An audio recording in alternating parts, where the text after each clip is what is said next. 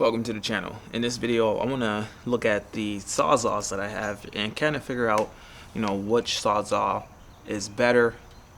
If you're in the market for a sawzall, this is a good video for you. So I got two right here. I got the Ridgid sawzall and the Milwaukee super sawzall, and these are very different tools. This is more of a lightweight machine. It's not the biggest and the baddest Ridgid saw out there. There's definitely bigger ones you can get. It's not the newest one. It's been out for a number of years. I've had it for a number of years. But this is good because I've had it for a while and I can kind of give a long-term review on it. It's been good, and there's some key differences here between these two saws.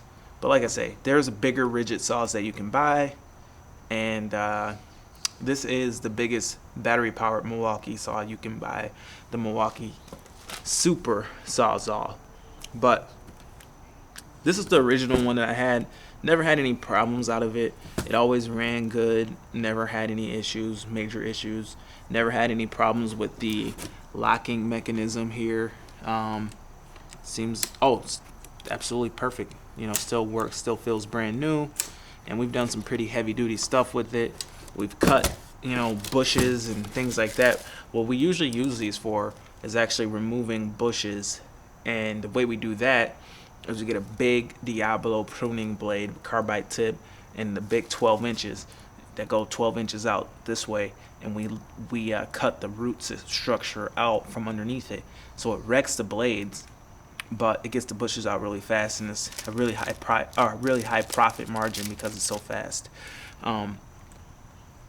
This saw never really broke down necessarily, but getting more into that kind of work, I wanted to upgrade to the Milwaukee just because it has such a big reputation in the industry.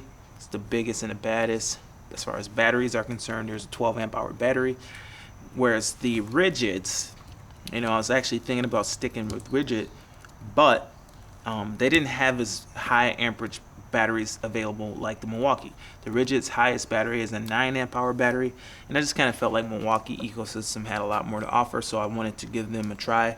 First Milwaukee tool was this sawzall. So right off the back, there's a few things that are actually better on the Ridgid despite it having less of a battery, and I believe their biggest saw is very comparable to Milwaukee's biggest saw. But if you're not interested in having the ultimate highest power, the 12 amp hour batteries, which I don't believe Ridgid has those available, then the Ridgid is probably better.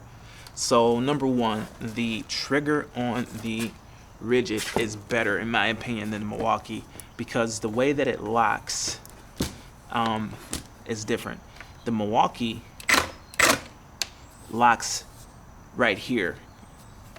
It locks to the right of the machine. So now the trigger is locked. A lot of times what I found is when I'm picking up the machine, my thumb accidentally locks it and it won't fire. Compared to the Ridgid, it has a lot more of a guard here, where it's like less likely for you to accidentally lock the trigger, and usually your thumb might rub up against it or whatever. It's never locked accidentally on me ever, and this always locks accidentally. When you're trying to squeeze the trigger, you might go to grab it, your thumb hits it. So the trigger lock was way more thought out, way better thought out on the Ridgid than it was on the Milwaukee, which is interesting because you would think Milwaukee is the biggest and the baddest and there's no pros and cons, but honestly the ergonomics of the Ridgid seem to be better. The trigger seems to be a better trigger. I don't know if they're the same trigger or not, but the Ridgid, like I said, I had the Ridgid for a long time, a number of years, and I've never had a problem with the trigger. Milwaukee, the trigger is sometimes giving me problems. On one of them, I actually run two of these, and they've been run pretty hard, but in a short period of time. The trigger on the Milwaukee is not working sometimes. So sometimes I go to squeeze the trigger, nothing happens, and I end up removing the battery and putting it back on, and it works again. So one of these saws, one of the super sawzalls, has an issue with the trigger, and it's not quite regular enough for me to send it in. but I'm still able to run it. And I usually run 2 of these saws at a time, so that if one breaks down, I'll have another one. Also, the blade disengage on the Milwaukee has broken before. These are usually pretty good. I just had to take it apart and clean it all up and put it back together, and it was okay. And it started getting tight again, and just spraying it out with WD-40 seems to do the trick. But I will say that it's easier to put in blades on the Ridgid, whereas the Milwaukee, it's harder to turn this, probably because you want more spring tension holding it. The Ridgid's way easier to turn, although I've never had a blade pop out of the Ridgid or the Milwaukee. The Ridgid's way more easier to turn, and it's easier to access. There's more room than there is on the Milwaukee. Like, when this is all the way in, there's still room for me to put it in, where the Milwaukee has to be extended out, because once it goes in, it's really hard to get to it. Where the Ridgid, it's just easier. It's easier to put the blades in on the Ridgid. There's more access. But like I said, very different saws. Milwaukee has a lighter weight saw just like this, and if you put a small battery on the Milwaukee, it'd be a lighter weight saw as well. But for the kind of work we're doing, we really need the 12 amp hour batteries. Our 9 amp hour batteries on the Milwaukees, they can overheat when it's hot outside pretty quickly. And the biggest that you can get, if you got the biggest and baddest Ridgid, is a 9 amp hour. So the 9 amps are, kind of, 12 amps is perfect for an outdoor service, but even more would be nice, even if they came out with like a 18 amp hour high output battery. But at the end of the day, also going to Milwaukee, you got the leaf blowers. Here's one of the leaf blowers right here. You put the tube on it. I got the tubes off right now. The tubes, Milwaukee has a way better ecosystem available for an outdoor type of service compared to Ridgid. Ridgid's more of an indoor construction. They haven't really broken into the outdoor service quite yet. I mean, they have a blower. Ridgid's got a leaf blower, but it's not, at the level that, Milwaukee's at. Ridgid's is, it's not even really technically a leaf blower, I don't think. I think it's more just a blower for a construction site, whereas Milwaukee's really going after being a leaf blower. Really geared to outdoor lawn use. They have a trimmer. They have a really good bush trimmer, a really good articulating bush trimmer, a really pretty decent weed whacker. They have a lot of decent outdoor stuff, where Ridgid does not. But I will say that if you're working indoors on a construction site, Ridgid is really good, maybe the best.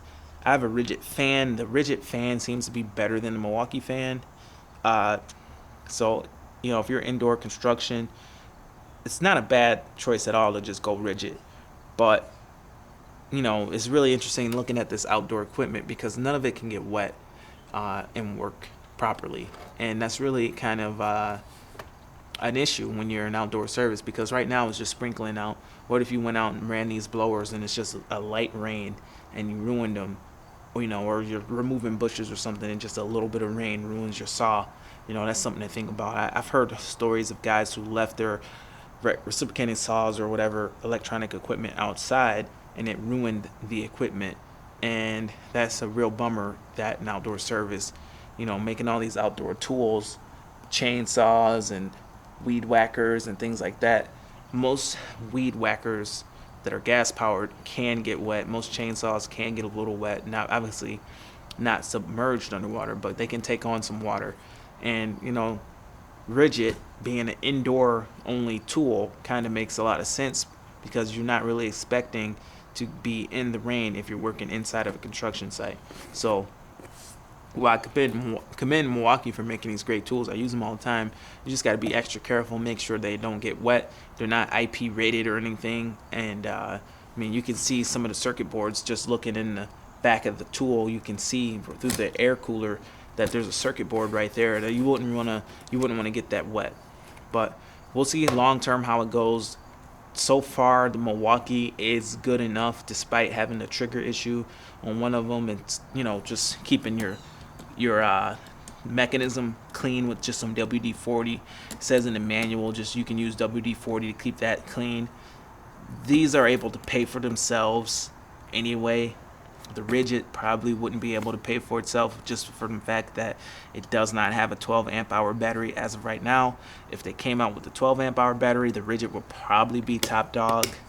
Plus the Ridgid batteries, they charge from inside of my truck, whereas this requires a really good power inverter, aftermarket, really high-end power inverter to work to charge these up, and they draw a lot of power.